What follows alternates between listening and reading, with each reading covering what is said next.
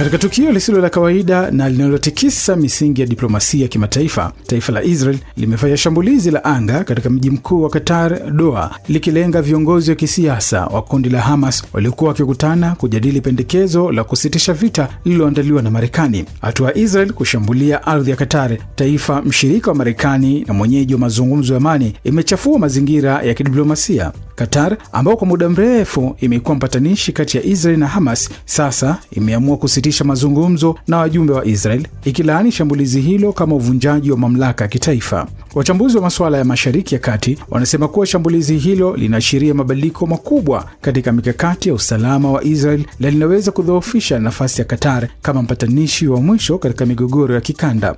Wakati mazungumzo kusitisha vita Gaza yalikuwa yakiendelea, shambulizi hilo limevuruga juhudi za kufikia makubaliano ya kusitisha mapigano. Hamas imetafsiri tukio hilo kama jaribio la Israel kuvuruga mchakato wa amani na imesisitiza kuwa masharti yake hayataathiriwa na mashambulizi ya aina hiyo. Kwa muda mrefu, Qatar imekuwa mshirika wa karibu wa Marekani, ikiweka kambi kubwa ya kijeshi ya Marekani katika eneo la Al-Udeid. Hata hivyo, shambulizi la Israel limeibua maswali kuhusu uwezo wa Marekani kulinda washirika wake.